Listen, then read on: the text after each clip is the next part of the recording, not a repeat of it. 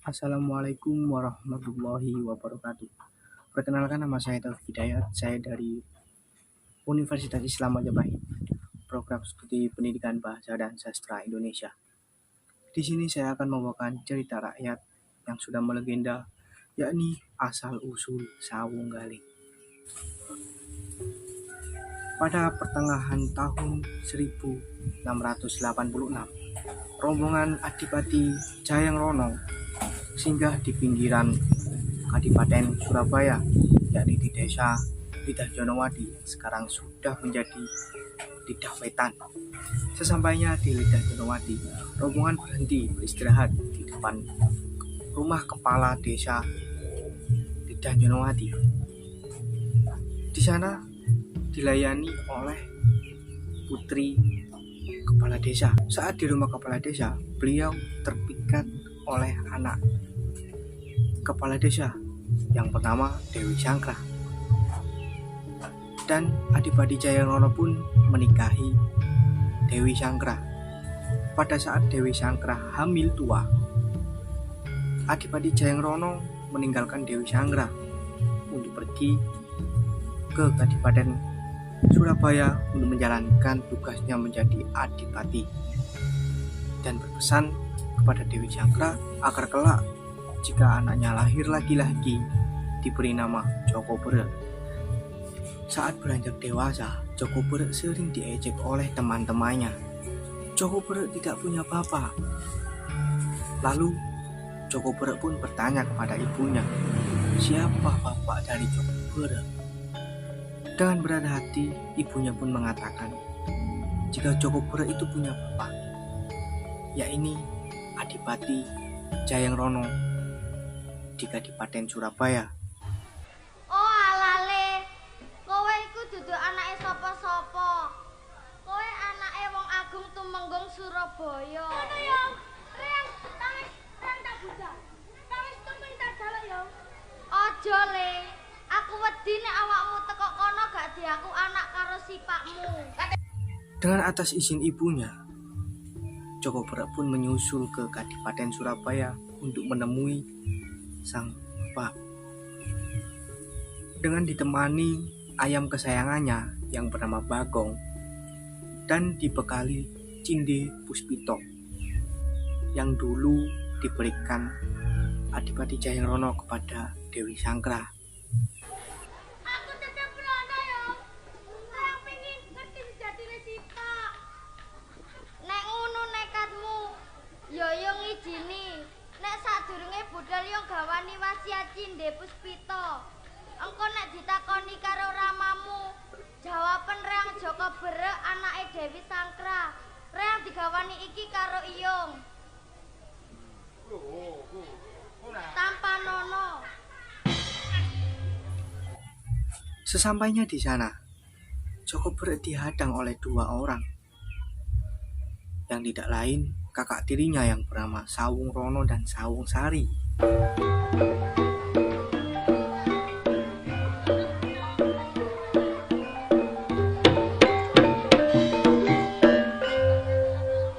Dek Sawung Sari, kau dipintar apa Joko Parenggan dari aku? Sopo sing mlebu tanpa nggawa tapak Aston Rama? Ayo diosir, so Kang Mas. Mandek, jenengmu sapa? Lah jeneng Riko sapa? Kurang ajare ditakoni kon jawab. Dibalekno. Ngerti yo nek sing gawe klambi cara ngene iki jenenge Sawung Sari. Lah sing iki iki. Lah nek gawe klambi carut ngene iki jenenge Sawung Rono. Balik sapa jenenge? Reng blekene Jaka Bere sak kena. Kon balik sapa? Dileki sipak. Jenenge sapa? Pedagang Jamberono. Pedagang Jamberono iku sapa Kang Mas? Paling propo menggoreng. Cocok. Sawung Rono dan Sawung Sari pun tidak percaya kalau Joko Bere itu anak dari Adipati Jayangrono. Lalu mereka mengajak duel ayam kesayangan Joko Bere dengan ayam yang mereka punya, dan pertarungan pun berlangsung. ayam dari Joko berhasil memenangkan. Setelah itu, Sawung Rono dan Sawung Sari melaporkan atas kejadian tersebut ke Adipati Jayeng Rono. Lalu Joko dipersilahkan menghadap ke Adipati Jayeng Rono. Bener anake Dewi Sanggra? Ya, Digawani apa karo ibumu? aku digawani cendel. Kok cendel deh? Cendel. Cendel. Pustiku. Pustiko. Lah. Mbahmu iku kok turuti. Rene muni cendel. Iki biyen tuwekku tak wenehno Dewi Sangkra. Rungokno kuping. Terus iki jenenge Cinde Puspita. Oh, Cinde Puspita. Kebrek iki dina kowe tak akoni anak.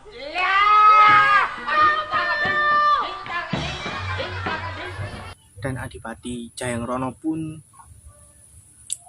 mengangkat sebagai anaknya.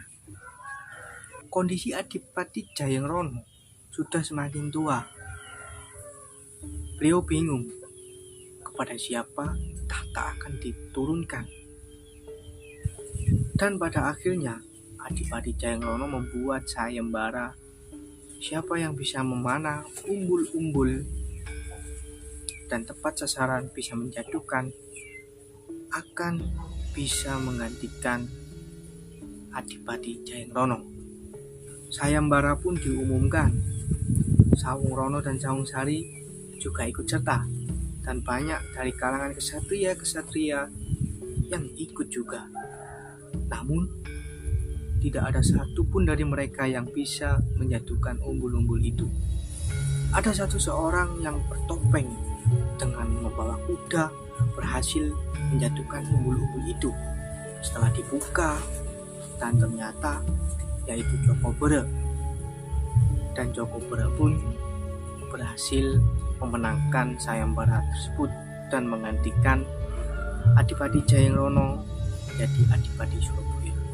Dengan gelar Raden Mas Ngabehi Sawunggaling Kulmo Sosro Negoro, Adipati Jawa Tengah yaitu Sosro Hadiningrat, Sawung Sari dan Sawung Rono serta Belanda pun tidak setuju jika Joko Bere yang menjadi Adipati.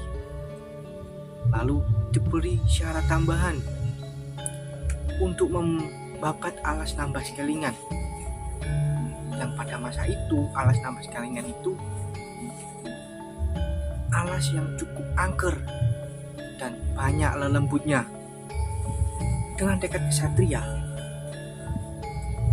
Sawunggaling pun masuk ke dalam alas Nambas Kelingan, lalu dihadang oleh penunggu alas Nambas Kelingan yang bernama Raden Ayu Pandansari. Raden Ayu Pandansari ini yaitu penguasa dari alas Nambas Kelingan. Sawunggaling berusaha sekuat tenaga untuk mengalahkannya. Raden Ayu Pandansari memberi penawaran untuk menolong Sawunggaling dalam membabat alas Nambas Kelingan dengan syarat Raden Ayu Pandansari minta dinikahi oleh Sawunggaling. Singkat cerita, Raden Ayu Pandansari masuk ke dalam tombak Sawunggaling untuk membabat alas Nambas Kelingan. Dengan mudahnya dan begitu cepat, alas Nambas Kelingan pun berhasil dibabat. Adipati Sosro Hadiningrat dan Sawung Sari Sawung Rono masih tidak setuju dan merencanakan pembunuhan terhadap Sawunggaling. Pada pesta perayaan pengangkatan, Sawunggaling diberi minuman oleh mereka yang di dalamnya sudah dikasih racun. Bapak Sosro Hadiningrat bagaimana biasanya? Sabar sik, Le. Sadurunge kon nampa beslit, kon dikeki pasugatan omben-omben minangka penghormatan kanggomu Sawunggaling. Ndok, ayo nang dikeki ngombene. Kopral, Saya tolong no baju kendi Mang Jugun.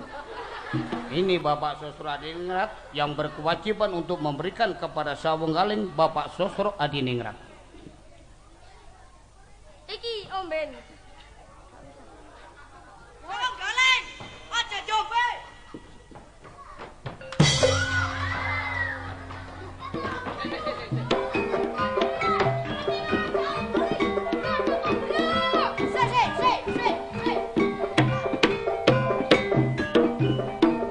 Sabar sik, Le. Nunggu, ketokane Riko ora lilo. Nek reang dadi temenggong tok Surabaya. Joko bro ya Sawunggaling. Ngertenono, kon dialapati mbarek londo. Mergo ombene sing kate kombe iku sak temene racun. Sempat terjadi kesalahpahaman antara Sawunggaling dengan Adipati Cokroningrat yang dikira tidak setuju dengan pengangkatan Sawunggaling. Setelah dijelaskan oleh Cokroningrat, Sawunggaling pun percaya dan akan mengusir Belanda dari Kadipaten Surabaya. Yo Le, sing hati-hati Le. Ya wong. Londo.